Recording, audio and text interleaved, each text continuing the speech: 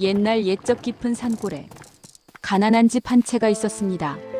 아버지는 날품팔이로 겨우 입에 풀칠을 하며 두 아들을 키우고 있었습니다. 10살 첫째는 말수가 적고 시키는 일을 묵묵히 하는 아이였습니다. 7살 둘째는 온종일 뛰어다니며 아버지, 이건 왜 이래요? 저건 왜 저래요? 하고 물어대는 개구쟁이였습니다. 마을 사람들은 고개를 저으며 말했습니다. 큰애는 그렇게 얌전한데 작은 녀석은 왜 저리 철이 없을까? 어느 날 아버지가 사흘간 품을 팔러 가기 전 두 아들을 불러 앉혔습니다. 내가 돌아올 때까지 이 좁쌀을 나달 하나하나 다 세어놓거라. 아버지는 좁쌀 한 대씩을 형제에게 나누어 주었습니다. 예, 아버지. 첫째는 공손히 대답하고 곧장 방으로 들어가 좁쌀 세기를 시작했습니다. 보자기를 깔고 좁쌀을 쏟아놓고는 하나, 둘, 셋, 넷 손가락으로 하나씩 집어옮기며 세었습니다. 그런데 둘째는 어떻게 했을까요? 좁쌀대를 들고 마당으로 펄쩍 뛰어나가 친구들과 술래잡기를 시작했습니다. 야, 너 아버지 오시면 혼나. 어서 들어와서 세. 형이 창문으로 고함을 질렀습니다. 형이나 열심히 세. 나는 나대로 할 거야. 둘째가 빙긋 웃으며 대꾸했습니다. 이 녀석이 정말 형은 혀를 차며 다시 좁쌀 세는 일에 몰두했습니다. 하루가 지나고 이틀이 지났습니다. 형은 밤낮으로 좁쌀을 세었습니다. 손가락은 아프고 눈은 침침했지만 쉬지 않았습니다. 반면 둘째는 여전히 마당을 뛰어다니며 놀았습니다. 저 녀석 정말 큰일 나겠어. 어머니가 걱정스럽게 중얼거렸습니다. 사흘째 되는 날 아침, 형은 밤을 새워 겨우 좁쌀을 다 세고 지친 얼굴로 종이에 숫자를 적어두었습니다. 그런데 둘째는 어디 갔을까요? 해가 중천에 떴을 무렵 둘째가 어디선가 나타났습니다. 손에는 작은 저울을 들고 있었습니다. 동네 약방에서 빌려온 것이었습니다. 이걸로 하면 되지. 둘째는 좁쌀 한 대를 저울에 올려 무게를 재고 얼른 계산을 해서 종이에 숫자를 적었습니다. 그리고는 다시 마당으로 나가 놀기 시작했습니다. 해질 무렵 아버지가 돌아왔습니다. 다 세웠느냐? 예, 아버지. 여기 있습니다. 첫째가 고된 표정으로 종이를 내밀었습니다. 수고했다 너는. 아버지가 둘째를 바라보았습니다. 저도 다 세웠습니다. 뭐. 내가 언제 세웠느냐? 하루 종일 노는 것만 봤는데. 약방에 가서 저울을 빌려와 무게를 재고 계산했습니다. 여기 적어두었습니다. 아버지는 그 종이를 받아들고 한참을 말없이 바라보았습니다. 이 녀석이 이런 생각을 했단 말인가? 그날 밤 아버지는 둘째의 기발한 지혜를 곰곰이 되새겼습니다. 저 작은 녀석 보통 아이가 아니야. 며칠 뒤 마을에 소문이 퍼졌습니다. 한양에 큰 부잣집이 있는데 그 집 주인이 수수께끼 내기를 연다더군. 이기면 1000냥을 준다지. 하지만 지면 1000냥값어치 일을 해야 한다더라. 무서운 일이야. 1000냥은 가난한 집안에 평생 모아도 모을 수 없는 큰 돈이었습니다. 아버지는 며칠을 고민한 끝에 결심했습니다. 첫째를 데려가야겠다. 저 아이는 차분하고 똑똑하니 잘할 거야. 며칠 뒤 새벽 아버지는 첫째만 조용히 깨웠습니다. 아버지, 어디 가세요? 한양에 일이 좀 있다. 너도 따라가자. 예, 아버지. 첫째는 아무것도 묻지 않고 아버지를 따라 나섰습니다.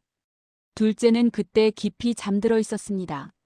며칠이 지났습니다. 둘째가 아침에 일어나 아버지와 형을 찾았지만 집 안 어디에도 보이지 않았습니다. 어머니, 아버지는요? 형님은요? 글쎄다. 어디 보러 가셨나 보다. 하지만 하루가 지나고 이틀이 지나도 아버지와 형은 돌아오지 않았습니다. 어머니, 정말 어디 가신 거예요? 둘째가 어머니 치마를 붙들고 울먹이며 졸랐습니다. 어머니는 더 이상 숨길 수 없었습니다. 사실은 한양에 가셨단다. 수수께끼 대회에 나가셨어. 수수께끼요? 이기면 1000냥을 주는데 지면 고공살이를 해야 한대. 아버지가 내 형을 데리고 가셨어. 둘째의 얼굴이 창백해졌습니다. 형님이 수수께끼를 잘할 리 없어. 분명 지고 말 거야. 그날 밤 둘째는 한숨도 자지 못했습니다. 다음 날 아침 둘째가 어머니 앞에 섰습니다. 어머니, 저도 한양에 가야겠어요. 내가 뭘 할 수 있겠니? 7살밖에 안 됐는데. 형님은 분명 질 거예요. 제가 가야 해요. 둘째의 눈빛이 단단했습니다. 어머니는 그 눈빛을 보고 말릴 수 없었습니다. 알았다.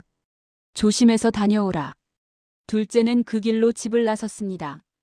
작은 몸으로 먼 한양길을 걸어가기 시작했습니다. 아버지, 형님, 제가 갈게요. 꼭 이기고 돌아올게요. 한양으로 가는 길은 멀고도 험했습니다.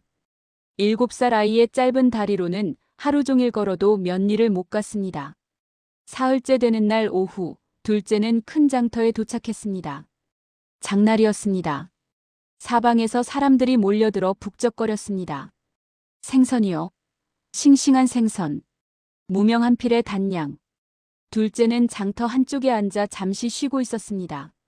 주막에서 얻어온 주먹밥 하나를 꺼내 먹으려는데 저쪽에서 고함 소리가 들려왔습니다. 이 닭은 내 닭이다. 아니다. 내 닭이다.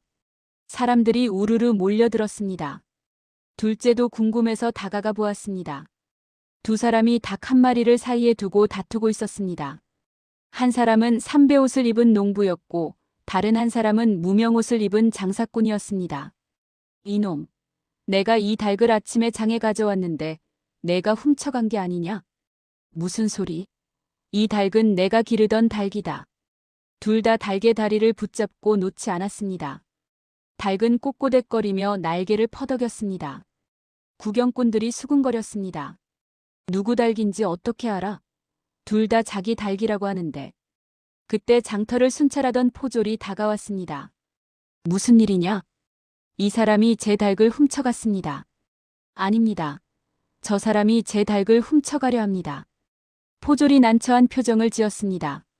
둘 다 자기 닭이라 하니 어찌 판단하겠느냐? 증인이라도 있느냐? 없습니다만. 그럼 내가 어찌 알겠느냐? 바로 그때였습니다. 둘째가 앞으로 나섰습니다. 저기요. 응? 꼬마야, 비켜라. 어른들 일이다. 포졸이 손을 저었습니다. 제가 누구 닭인지 알아낼 수 있습니다. 뭐? 내가? 사람들이 웅성거렸습니다. 7살쯤 된 꼬마가 무슨 수로. 재미있네. 한번 해보라지 뭐. 포졸도 피식 웃었습니다. 좋다. 해보거라. 어차피 방법이 없으니. 둘째가 두 사람을 바라보며 말했습니다. 두 분 중 누가 진짜 주인인지 알아낼 수 있습니다. 하지만 지금 당장은 아닙니다. 해가 지기 전까지 기다려야 합니다. 해가 지기 전? 예. 두 분 모두 손을 떼세요. 두 사람이 어리둥절한 표정으로 닭을 놓았습니다. 이제 이 닭을 여기 장터 한가운데 놔두십시오. 포졸님, 이 닭이 도망가지 못하게 바구니로 덮어주시겠습니까? 포졸이 주변에 있던 큰 바구니를 가져와 닭을 덮었습니다. 그럼 이제 어찌하면 되느냐? 장사꾼이 초조하게 물었습니다. 둘째가 차분하게 말했습니다. 해가 질 때까지 기다리십시오. 해가 지기 전에 이 바구니를 열면 닭이 진짜 주인을 알려줄 것입니다. 무슨 허튼 소리냐? 장사꾼이 소리쳤지만 포졸이 손을 들어막았습니다. 조용히 해라. 어차피 다른 방법도 없지 않느냐. 해 지는 것쯤이야 기다릴 수 있다. 해가 서쪽으로 기울기 시작했습니다. 장터의 사람들은 하나둘 집으로 돌아갔지만 구경꾼 몇몇은 남아서 지켜보았습니다. 드디어 해가 산 너머로 넘어가려 할 때였습니다. 이제 바구니를 여십시오. 포졸이 바구니를 치웠습니다. 닭이 고개를 들어 두리번거렸습니다. 이제 두 분은 각자 집이 있는 방향으로 가십시오. 10걸음만 가시면 됩니다. 서두르십시오. 해가 완전히 지기 전에 해야 합니다. 농부는 동쪽으로, 장사꾼은 서쪽으로 크게 10걸음씩 걸어갔습니다. 닭은 그 자리에서 날개를 푸드득거리며 주변을 살폈습니다. 해가 완전히 산 너머로 넘어가기 시작했습니다. 그 순간 닭이 갑자기 움직이기 시작했습니다. 동쪽으로, 농부가 있는 쪽으로. 닭은 망설임 없이 농부에게 달려갔습니다. 오, 내 닭이다. 내 닭 맞아. 농부가 기뻐하며 닭을 안아들었습니다. 둘째가 잔잔히 미소를 지으며 말했습니다. 밝은 해가 지면 자기 보금자리로 돌아가는 습성이 있습니다. 자기가 자던 닭장을 기억하고 그곳으로 가려 합니다. 구경꾼들이 감탄했습니다. 저 어린 것이 어찌 그런 걸 아느냐. 정말 똑똑한 아이로구나. 장사꾼의 얼굴이 새하얗게 변했습니다. 이럴 수가. 이놈. 내가 남의 닭을 훔치려 한 게 분명하구나. 포졸이 장사꾼의 멱살을 잡았습니다. 용서해 주십시오. 장사꾼이 바닥에 엎드려 빌었습니다. 농부가 둘째에게 다가와 허리를 굽혔습니다. 고맙구나, 꼬마야. 내 덕분에 내 닭을 찾았구나. 농부가 주머니에서 돈 몇 푼을 꺼내 쥐어주려 했습니다. 아닙니다. 괜찮습니다. 전 그냥 옳은 일을 한 것뿐입니다. 농부는 감동한 얼굴로 둘째의 머리를 쓰다듬었습니다. 참 기특한 아이로구나. 어디 가는 길이냐? 한양에 갑니다. 한양? 이 어린 나이에 혼자? 예. 그때 구경꾼 중 한 사람이 끼어들었습니다. 나이든 장사치였습니다. 꼬마야, 혹시 한양 어디로 가느냐? 부잣집에 갑니다. 수수께끼 대회에 나가려고요. 그 양반 말이냐? 장사치의 표정이 심각해졌습니다. 그분은 평생 수수께끼로 수백 명을 이긴 사람이다. 아주 무서운 분이지. 진 사람들은 모두 고공살이를 하고 있다는구나. 하지만 오늘 내 재주를 보니 충분히 이길 수 있겠구나. 장사치가 둘째의 어깨를 두드렸습니다. 조심해서 다녀오라. 행운을 빈다. 감사합니다. 둘째는 다시 길을 나섰습니다. 구경꾼들이 지켜보는 가운데 작은 뒷모습이 장터를 빠져나갔습니다. 마음속으로 다짐했습니다. 아버지, 형님 조금만 기다리세요. 제가 꼭 찾아가겠습니다. 며칠을 걸어 마침내 한양에 도착한 둘째는 그 부잣집을 찾아갔습니다. 큰 기와집 대문 앞에는 방이 붙어 있었습니다. 수수께끼 대회 마이너스 이기는 자에게 1000냥을 주고 지는 자는 1000냥 어치 고공살이를 할 것. 둘째는 숨을 크게 들이쉬고 대문을 두드렸습니다. 누구냐? 주인님을 뵙고자 왔습니다.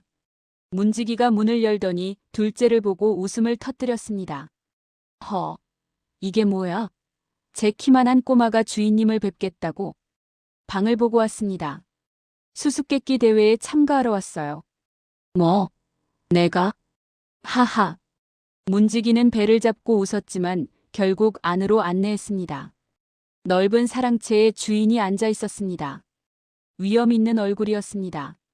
주인님, 아이 하나가 방을 보고 왔다 합니다. 주인이 고개를 들어 둘째를 보더니 눈을 가늘게 떴습니다. 내가 수수께끼 대회에 참가하겠다고? 예, 주인님. 허, 참으로 신기하구나. 내 나이가 몇이냐? 7살입니다.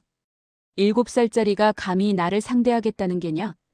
주인의 목소리에 비웃음이 섞여 있었습니다. 주위에 있던 하인들도 키득거리며 웃었습니다. 하지만 둘째는 꿋꿋하게 주인을 바라보았습니다. 예, 주인님. 제가 이기면 1000냥을 주신다고 하셨습니까? 그렇다. 하지만 내가 지면 1000냥 어치 고공살이를 해야 한다. 알겠느냐? 알고 있습니다. 좋다. 그럼 내일부터 시작하자. 오늘은 가서 쉬어라. 주인은 손을 저으며 둘째를 물렸습니다. 둘째는 하인이 안내하는 대로 행랑채 한쪽 방으로 갔습니다. 그날 밤 둘째는 잠을 이루지 못했습니다. 아버지와 형님이 어디 계실까? 혹시 벌써 고공살이를 하고 계신 건 아닐까? 걱정이 앞섰지만 다짐했습니다. 내일부터 시작이야. 절대 질 수 없어. 아버지와 형님을 꼭 구해야 해. 첫째 날. 이튿날 아침 비가 부슬부슬 내렸습니다. 마당에 물이 고이고 방 안은 눅눅해졌습니다. 둘째가 사랑채로 찾아가자 주인이 벌써 기다리고 있었습니다. 오늘은 내가 먼저 묻겠다. 내가 주인이니 먼저 할 권리가 있지 않겠느냐? 예, 주인님. 그러십시오. 주인은 문을 활짝 열고 저 멀리 말을 몰고 오는 양반을 가리켰습니다. 저기 보거라. 저 말이 얼마나 여물을 먹었겠느냐. 순간 주위가 조용해졌습니다. 하인들도 숨을 죽이고 둘째를 바라보았습니다. 저 멀리 있는 말을 보고 얼마나 먹었는지 어떻게 안단 말인가. 둘째는 잠시 말을 바라보더니 입을 열었습니다. 예, 주인님. 저 말은 곱비 안에 있는 것은 다 먹었습니다. 뭐, 곱비 안에 있는 것은 다 먹었다고? 주인이 눈을 크게 떴습니다. 주위의 하인들도 웅성거렸습니다. 곱비 아니라니? 그게 무슨 소리야? 둘째가 차분하게 말을 이었습니다. 저 말을 보십시오. 말뚝에 매어 있던 말입니다. 그래서 곱비가 닿을 수 있는 데까지 풀을 다 뜯어먹었다는 뜻입니다. 곱비 밖에는 아직 풀이 남아 있어도 곱비가 닿는 안쪽은 모두 먹어치웠을 것입니다. 주인의 얼굴이 굳어졌습니다. 주위가 쥐 죽은 듯 조용해졌습니다. 주인은 평생 수수께끼로 수많은 사람을 이겨왔습니다. 한 번도 진 적이 없었습니다. 그런데 7살짜리 꼬마에게 첫 판부터 지다니. 주인의 입술이 파르르 떨렸습니다. 아무 말도 하지 못하고 그저 앉아만 있었습니다. 주인님, 제가 이긴 것입니까? 둘째가 조심스럽게 물었습니다. 그런 것 같구나. 주인이 힘없이 대답했습니다. 그럼 천냥을 장부에 기록해 주십시오. 알았다. 주인이 떨리는 손으로 붓을 들어 장부에 적었습니다. 하인들이 서로 얼굴만 쳐다보며 수군거렸습니다. 저 꼬마가 정말 주인님을 이겼네. 주인님이 저렇게 당황하신 건 처음 봐. 둘째 날. 이튿날 아침이 밝았습니다. 둘째가 사랑채로 들어서자 주인이 벌써 기다리고 있었습니다. 어제와 달리 얼굴에 긴장감이 역력했습니다. 오늘은 제가 낼 차례가 아닙니까? 둘째가 조심스럽게 물었습니다. 그렇다. 내 차례다. 주인이 마지못해 대답했습니다. 둘째는 주인의 마음을 아는지 모르는지 살그머니 목소리를 낮추었습니다. 주인님. 그러고는 갑자기 엉거주춤 일어나 꾸부정한 자세를 취했습니다. 앉은 듯 선 듯한 자세였습니다. 허리를 굽힌 채 무릎을 살짝 구부리고 있었습니다. 주인님, 제가 앉겠습니까? 서겠습니까? 순간 주인의 얼굴이 하얗게 질렸습니다. 하인들도 숨을 죽였습니다. 주인의 머릿속이 복잡해졌습니다. 이놈을 보고 앉으라 하면 설 것이고 서라고 하면 앉을 것 아닌가. 무엇을 말하든 틀린 답이 될 것이다. 주인은 입을 꼭 다물었습니다. 말로는 도저히 답할 수가 없었습니다. 시간이 흘렀습니다. 둘째는 여전히 그 애매한 자세로 서 있었습니다. 주인은 아무 말도 하지 못하고 그저 앉아만 있었습니다. 땀이 이마를 타고 흘러내렸습니다. 주인님, 지셨습니까? 둘째가 조심스럽게 물었습니다. 좋다. 주인이 힘없이 고개를 끄덕였습니다. 목소리에는 분함과 허탈함이 뒤섞여 있었습니다. 2,000냥을 장부에 기록해 주십시오. 주인이 다시 붓을 들어 장부에 적었습니다. 손이 떨렸습니다. 셋째 날. 셋째 날 아침이 밝았습니다. 이번에는 주인의 차례였습니다. 주인은 밤새 준비한 듯 눈가에 핏발이 서 있었습니다. 오늘은 내가 낼 차례지. 예, 주인님. 그러십시오. 주인이 천천히 입을 열었습니다. 얘야, 우리가 수년 전에 살림살이가 꽤 넉넉했을 때가 있었다. 예, 주인님. 그때 백마가 한 마리 있었다. 그 백마가 죽어서 껍질을 벗겨 외양간 위 다락에다 얹어놓았다. 둘째는 조용히 주인의 말을 들었습니다. 그런데 말이다. 주인의 목소리에 힘이 들어갔습니다. 그 말이 살아나서 그 껍질을 쓰고 온 산을 뛰어다니는 게 아니겠느냐? 도저히 붙잡을 수가 없다. 그것을 어떻게 하면 붙잡겠느냐? 하인들이 웅성거렸습니다. 죽은 말이 살아났다니 그게 말이 되나? 하지만 주인은 의기양양한 표정으로 둘째를 바라보았습니다. 이번에는 내가 답을 못할 것이다. 둘째는 잠시 생각하더니 고개를 끄덕였습니다. 주인님, 아주 쉽습니다. 뭐? 쉽다고? 주인이 놀라 물었습니다. 예, 붙잡기야 어렵지 않습니다. 그럼 무엇으로 어떻게 붙잡겠느냐? 둘째가 창밖을 가리켰습니다. 며칠 전부터 내린 눈이 온 세상을 하얗게 덮고 있었습니다. 주인님, 강원도 금강산에 들어가면 쇠풀이 납니다. 쇠풀? 예. 소에게 먹이는 풀입니다. 그 쇠풀이 이듬해 자라 있습니다. 그 쇠풀을 한 웅큼 베어서 가지고 와서 말 앞에다 대고 오하면 말이 달려와서 붙들릴 것입니다. 주인의 얼굴이 굳어졌습니다. 하지만 곧 비웃음을 지으며 말했습니다. 내가 수수께끼는 잘 풀어도 참 소견이 없구나. 예. 이 눈이 이렇게 왔는데 어디 새풀이 길게 자라 있을 때가 있겠느냐. 주인이 승리한 듯 말했습니다. 하인들도 고개를 끄덕였습니다. 맞아. 눈이 이렇게 쌓였는데 풀이 어디 있겠어. 저 아이가 이번엔 실수했네. 그러자 둘째가 차분하게 입을 열었습니다. 주인님. 뭐냐? 주인님께서 수년 전에 죽은 말이 다시 살아나서 그 백마 껍데기를 쓰고 산을 돌아다닌다고 하셨습니까? 그렇다. 그것이 만부당지설이 아닙니까? 만부당지설? 예. 말도 안 되는 이야기라는 뜻입니다. 둘째의 목소리가 또렷해졌습니다. 죽은 말이 어떻게 살아날 수 있습니까? 껍질만 남은 말이 어떻게 산을 돌아다닐 수 있습니까? 주인님께서 말도 안 되는 이야기를 하셨으니 저도 말도 안 되는 답을 드린 것입니다. 주인의 얼굴이 새하얗게 질렸습니다. 눈 덮인 겨울에 풀이 자랄 리 없다고 하시면서 죽은 말이 살아난다는 것은 믿으라 하십니까? 둘째의 말에 하인들이 고개를 끄덕였습니다. 그렇네. 맞는 말이야. 죽은 말이 살아나는 것도 말이 안 되지. 주인은 아무 말도 하지 못했습니다. 자신이 낸 수수께끼의 허점을 정확히 찔린 것이었습니다. 주인님, 장부에 3,000냥을 기록해 주십시오. 주인이 떨리는 손으로 붓을 들었습니다. 세 번째 패배였습니다. 넷째 날 아침이 밝았습니다. 주인은 사랑채에 앉아 있었지만 기운이 빠져 보였습니다. 세 번이나 진 것이 큰 충격이었습니다. 주인님, 오늘은 제가 낼 차례가 아닙니까? 그렇다. 주인이 힘없이 대답했습니다. 둘째는 천천히 자리에 앉았습니다. 양반처럼 단정하게 정자를 했습니다. 무릎을 꿇고 허리를 곱게 펴고 두 손을 무릎 위에 가지런히 올렸습니다. 주인님, 제가 눕겠습니까? 앉겠습니까? 또다시 같은 종류의 수수께끼였습니다. 주인의 얼굴이 일그러졌습니다. 이놈이 눕겠다고 하면 앉을 것이고 앉겠다고 하면 누울 것 아닌가. 무엇을 말하든 틀릴 수밖에 없다. 주인은 입술을 깨물었습니다. 말로는 답할 수 없는 수수께끼. 시간이 흘렀습니다. 둘째는 여전히 단정하게 앉아 주인을 바라보고 있었습니다. 주인은 아무 말도 하지 못했습니다. 주인님, 지셨습니까? 둘째가 조용히 물었습니다. 주인이 고함을 질렀습니다. 졌다. 목소리에는 분노와 좌절이 가득했습니다. 평생 1,000냥도 잃어본 적 없는 주인이었습니다. 그런데 4,000냥을 떼이다니. 4,000냥을 장부에 기록해 주십시오. 주인이 붓을 집어들었습니다. 손이 심하게 떨렸습니다.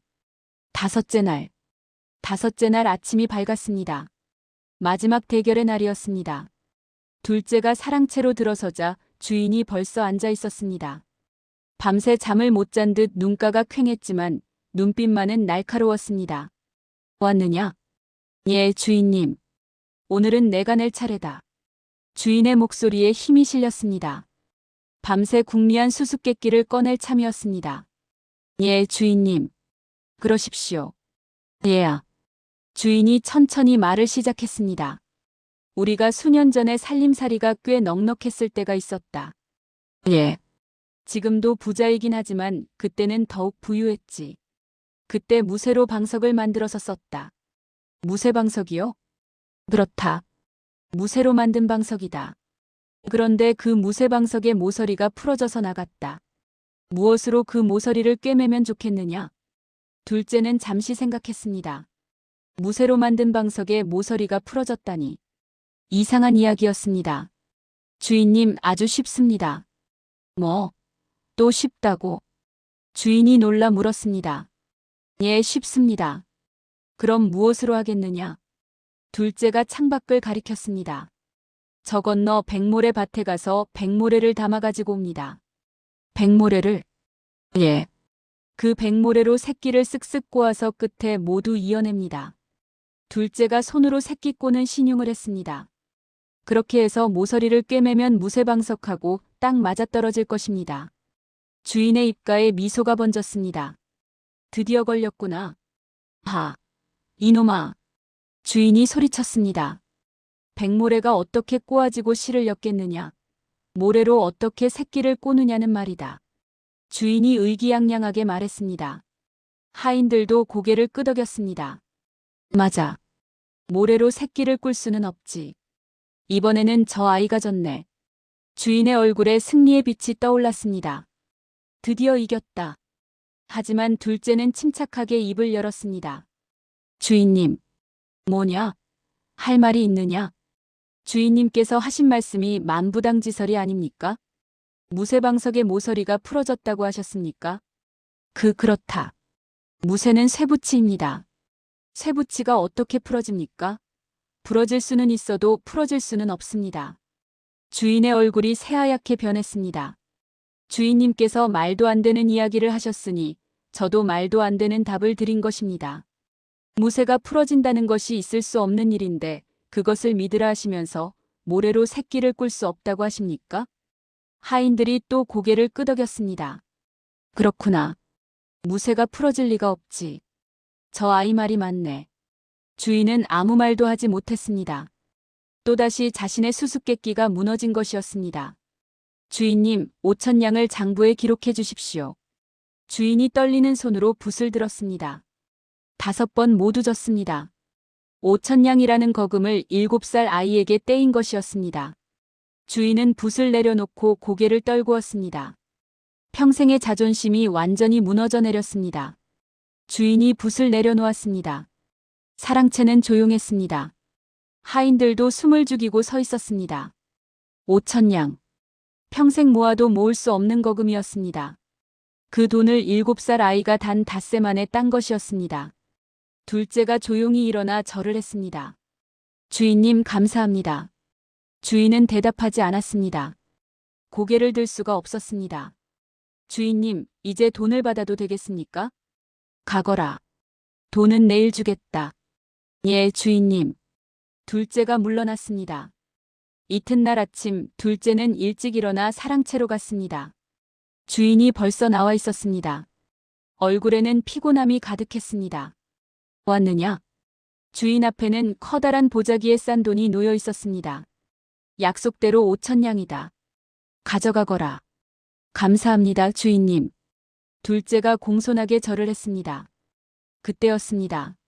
마당 건너편 문이 열리며 사람들이 들어왔습니다.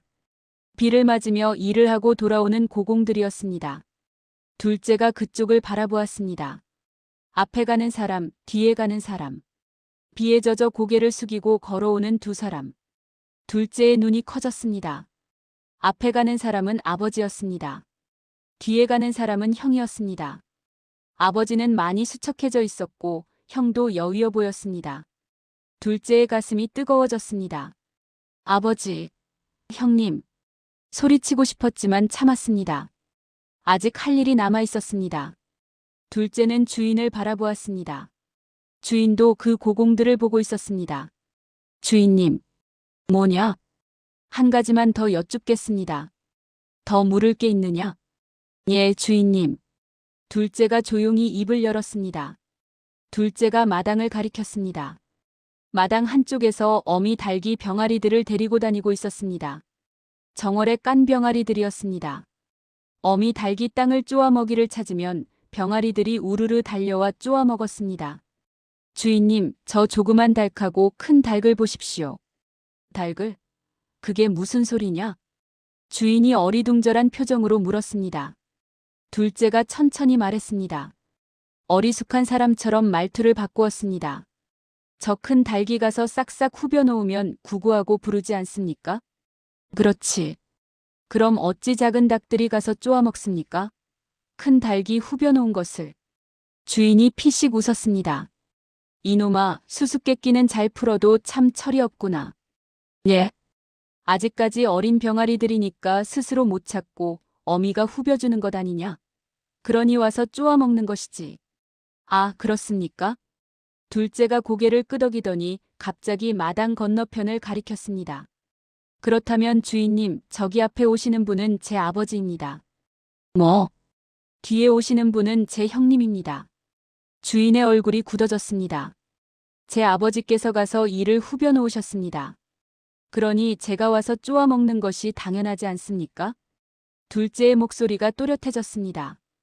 어미 닭이 후벼 놓으면 병아리가 쪼아 먹듯이 제 아버지께서 수고하셨으니 제가 그 결실을 받는 것입니다. 주인은 아무 말도 하지 못했습니다. 제 아버지와 형님께서 이 댁에서 고공살이를 하고 계셨습니다. 수수께끼에 지셔서 천냥 어치 고공살이를 하신 것입니다. 둘째의 눈에 눈물이 맺혔습니다. 저는 그것을 알고 여기까지 왔습니다. 아버지와 형님을 구하러 왔습니다. 이제 제가 5,000냥을 땄으니 아버지와 형님을 데려가도 되겠습니까? 주인은 한참을 말없이 앉아 있었습니다. 가슴이 먹먹했습니다. 7살 아이가 아버지와 형을 구하러 먼 길을 걸어왔다. 그리고 나와의 수수께끼 대결에서 5번 모두 이겼다. 병아리 이야기로 모든 것을 설명한 그 지혜. 주인은 고개를 들어 둘째를 바라보았습니다. 7살 아이의 눈빛은 맑고 단단했습니다. 그래. 주인이 천천히 입을 열었습니다. 내 아버지와 형을 데려가거라. 정말입니까? 그렇다. 약속을 지키겠다. 주인이 한숨을 쉬었습니다. 나는 평생 수수께끼로 많은 사람을 이겼지만 오늘 제대로 배웠다. 진정한 지혜는 나이에 있는 것이 아니구나. 주인이 쓸쓸하게 웃었습니다. 어서 가거라. 내 아버지와 형이 기다리고 계신다. 감사합니다, 주인님. 둘째가 깊이 절을 했습니다. 그리고 마당을 가로질러 달려갔습니다. 아버지, 형님. 둘째의 목소리가 마당에 울려 퍼졌습니다. 일을 하고 돌아오던 아버지와 형이 멈춰 섰습니다. 너, 내가 어떻게? 아버지의 눈이 커졌습니다. 막내야. 형이 소리쳤습니다. 세 사람은 마당 한가운데서 부둥켜 안았습니다. 오랜만에 만난 가족. 주인은 사랑채에서 그 모습을 지켜보았습니다. 가슴 한편이 따뜻해졌습니다. 막내야, 정말 내가 맞느냐? 아버지가 떨리는 손으로 둘째의 얼굴을 어루만졌습니다. 예, 아버지. 저예요. 어떻게 여기까지 온 거냐? 형도 눈물을 글썽이며 물었습니다. 형님과 아버지를 찾아왔어요. 둘째가 두 사람의 손을 꼭 잡았습니다. 우리가 수수께끼에 져서 고공살이를 하게 됐는데 아버지의 목소리가 떨렸습니다. 내가 이 어린 나이에 무슨 수로. 저도 수수께끼 대회에 나갔어요. 뭐? 그래서 이겼어요. 5번 모두요. 5번을? 형이 믿을 수 없다는 표정으로 물었습니다. 예. 그래서 5,000냥을 땄어요. 둘째가 주인 앞에 놓인 보자기를 가리켰습니다. 저 돈으로 아버지와 형님을 데려갈 거예요. 아버지는 아무 말도 하지 못했습니다. 7살짜리 아들이 자신과 큰아들을 구하러 왔다. 그것도 수수께끼로 주인을 이기고. 막내야. 아버지의 눈에서 눈물이 흘러내렸습니다. 아버지, 울지 마세요. 이제 집으로 가요. 둘째가 아버지의 손을 잡아 끌었습니다. 주인이 하인을 시켜 보자기를 가져오게 했습니다. 여기 5,000냥이다. 가져가거라. 감사합니다, 주인님. 아버지가 깊이 절을 했습니다. 아니다. 내가 진 것이니 당연한 일이다. 주인이 둘째를 바라보았습니다. 이 아이를 잘 키우게. 이 아이는 보통 아이가 아니네. 명심하겠습니다. 훗날 크면 큰 인물이 될 것이야. 주인이 둘째의 머리를 쓰다듬었습니다. 내 덕분에 나도 많은 것을 배웠다. 고맙다. 주인님, 안녕히 계세요. 둘째가 공손하게 인사했습니다. 세 사람은 대문을 나섰습니다.